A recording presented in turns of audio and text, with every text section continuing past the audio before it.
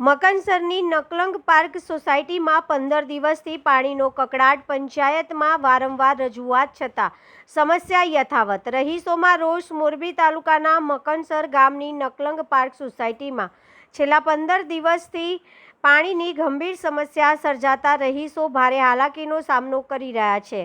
પાણીની સમસ્યાને લઈને સોસાયટીના રહીશો દ્વારા અવારનવાર ગ્રામ્ય પંચાયતમાં રજૂઆત કરવામાં આવી હોવા છતાં હજુ સુધી સમસ્યાનો કાયમી ઉકેલ આવ્યો નથી, જેના કારણે દૈનિક ઘર વપરાશના પાણી માટે પણ રહીશોને મુશ્કેલી પડી રહી છે.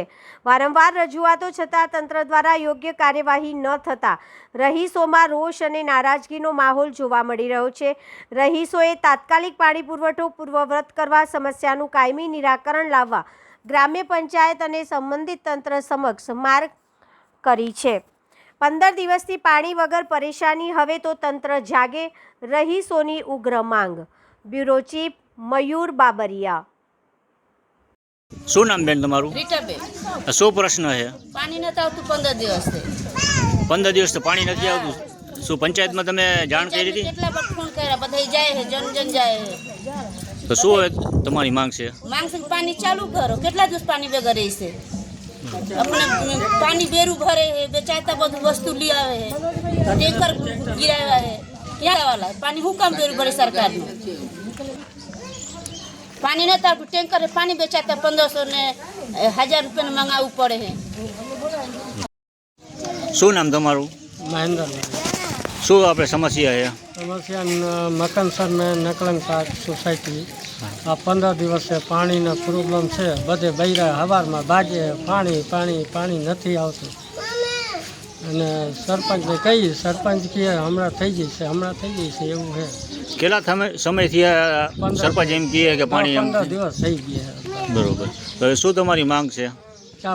બોર ચાલુ થઈ જાય, પાણીને નિકાલ પાણીની વ્યवस्था કરી નાખે, બીજું શું આપણને. क्या नाम है आपका?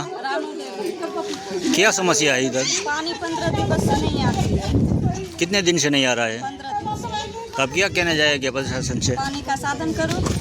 आदमी सब भाड़े पे रहता है तो वो कितना साधन करेगा, भाड़ा देगा कि पानी मंगाएगा, क्या क्या करेगा. ठीक.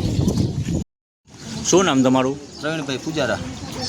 શું કહેશો પાણી નથી આવતું એ વિશે? નકલંગ પાર્કમાં 15 દિવસથી પાણીની તકલીફ છે અને દરરોજ કોઈ ત્યાં કોઈ ધ્યાન આપતું નથી. તલાટીને ફોન કરી તો એ ઉદયભરું વર્તન કરે છે મારી, બરાબર. બાર પાસે રેકોર્ડિંગે પડ્યું છે.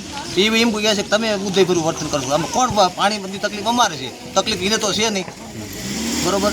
અને પાણી વેચાતું લઈને આવડાને અત્યારે પાણી મંગાવવું પડે છે, બરોબર. અને એવડેના દુર્વ્યવહારથી અમે કંટાળી ગયેલા છીએ. હવે ફોને અમારા ઉપાડવાનો બંધ કરી દીધા છે એવડે લોકોએ. અને આવડા લોકો દરરોજ એમને ફોન કરી હવે થાકી ગયા છે. હવે બહુ કંટાળી ગયા છે. પાણીના પ્રશ્ન છે, અને આ ખાબોચિયા ભરાય છે, અને કચરો ગંદકી બહુ ફેલાય છે. કંઈ જોવાનું જ નથી. આ રોગચાળો ફાટી નીકળશે તો કોને કહીશું? દવાખાના ભરવાના અમારે. તો શું તમારી માંગ છે હવે?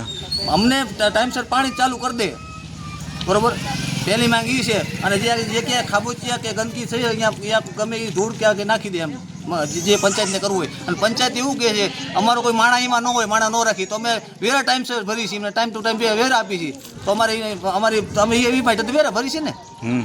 પ્રશ્ન અમારો એ છે એટલે તમે વેરા ભરી છે. તમને અમારે આ જોઈશે પાણી ડેલી, તો સફાઈનું કામ માટે, બોરના કામ માટે, પાણીના એ બધી જરૂરિયાત છે અમારી, એટલી એ માટે વેરા ભરી. વેરા ભરવાનું બંધ કરી દીધું શું કામ? અમે અમારી રીતે ખર્ચા કે જમા ભરી લે, બીજું શું કરવું?